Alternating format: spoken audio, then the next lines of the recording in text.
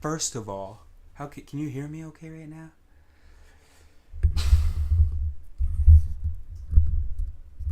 Okay, so first of all, thank you, Father, because Father invited me to sit down with him. He just got back from somewhere.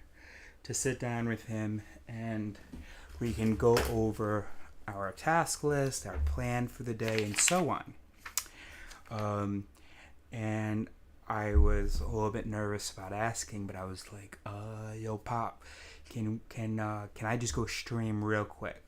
Got something here, want to put it there, and then I'll come back. And I was a little bit worried. To go, oh, okay, which would kind of make me feel bad about doing it, and I want to actually be, in fact, encouraged to be working on this stuff. And yeah, I mean, he didn't exactly say, oh, okay, great. He said, okay, and that was fantastic. And I thanked him, and I am now thanking him publicly for just being so supportive. Okay, number 2, the reason we're actually streaming. Thank you, Father, for this opportunity. See, my dad never got the chance to learn how to discuss things. None of us knows how to discuss things. But he didn't even get to practice the instinct to discuss things because of his culture. So he's English, and you don't go back and forth. Even if it's a productive layering, advancing, all of that to them, that's back and forth. And you don't fucking do it, okay? So you'll notice, like, anytime I'm discussing something with Mother or with my sister and we disagree, you'll hear him from the other room going, can you guys stop arguing? Okay. And so, all right, let me give you an example. So about 20 minutes ago, he's reading through this German Shepherd handbook, and he says, we shouldn't be like encouraging Neo to jump to catch a ball or something, because the more that he jumps up and then lands on his high legs, the higher the risk of hip dysplasia. So he read that in the handbook, and because we had talked about buying a thing that we would hang from a branch so that Neo could keep jumping up and grabbing a thing, and then he comes back down. And so there you go. So Father's statement has been made. Actually, let's not do that because it'll fuck up his hips in the future and he'll be in pain when he moves in the future. Okay. I hear that. I didn't process it much. I gave my statement, what I'm coming into the conversation with, but sort of in response to his statement.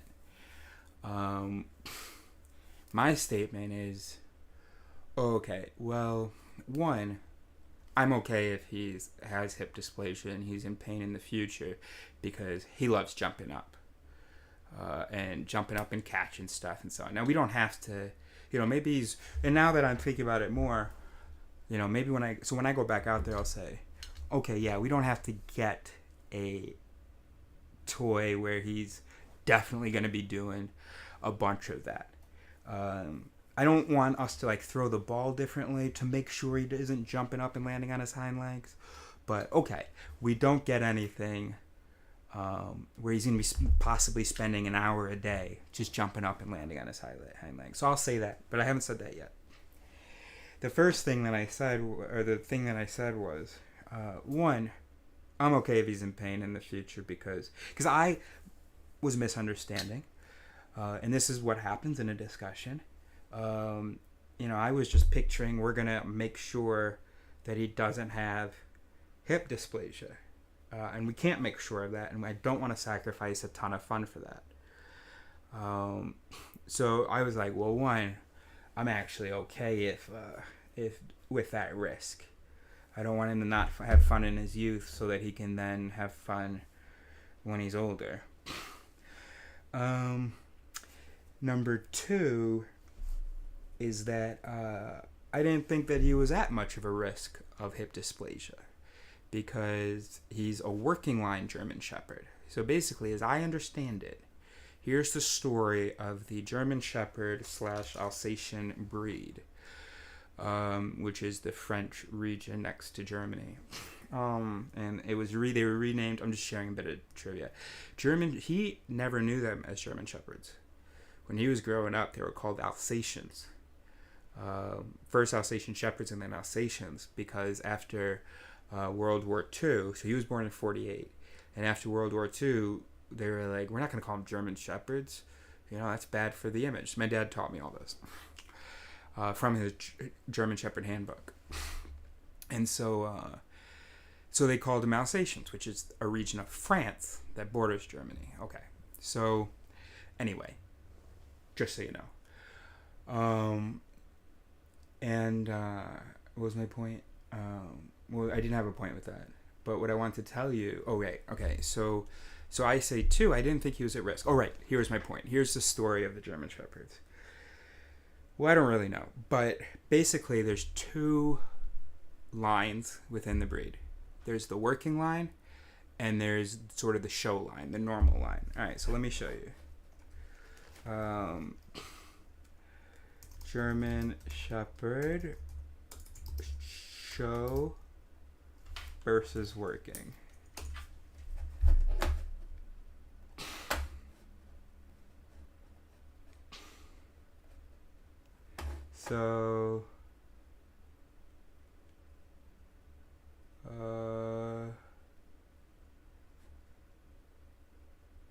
So let's look at this one.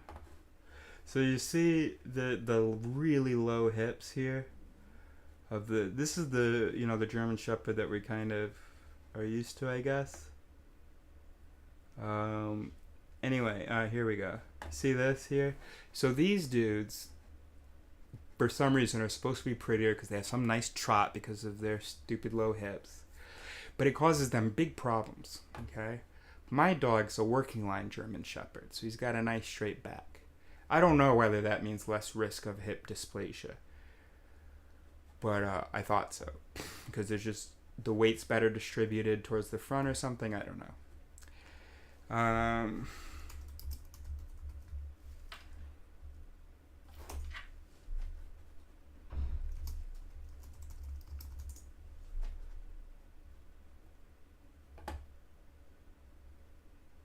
All lines are prone.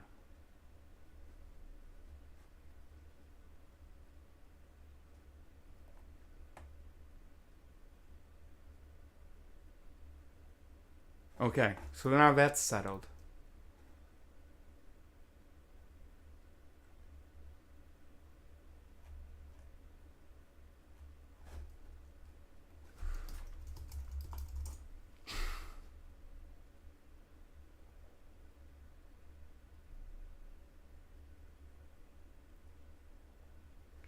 Anyway, all big dogs, it looks like. Okay, well this German Shepherd shot. So a little confirmation bias for you. Found something that agrees with me.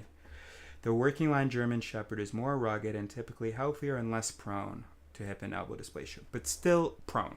Okay, so that settles my point number 2.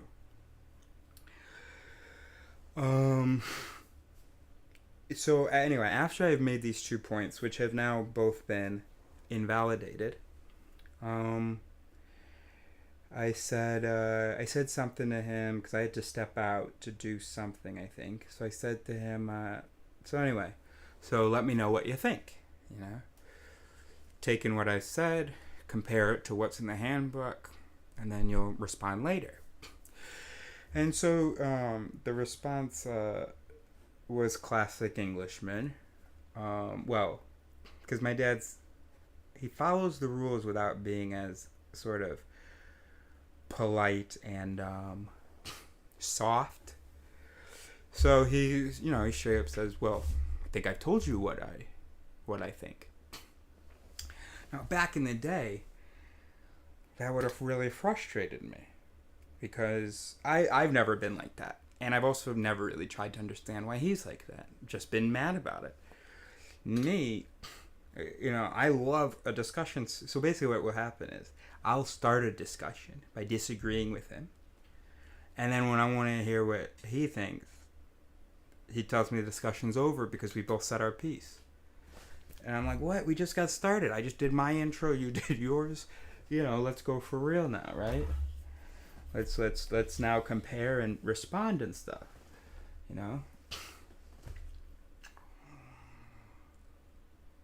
But obviously I'm working on having a healthier perspective, a more productive, constructive perspective of things.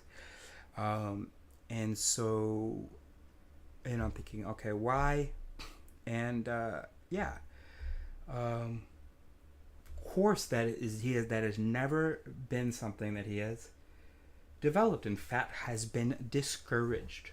So anytime he's going back and forth about something, if conversation persists past the opening statements, well, it's just him repeating his opening statement more and more angrily. There's very little engagement with what the other person's saying, and I'm exaggerating a bit. So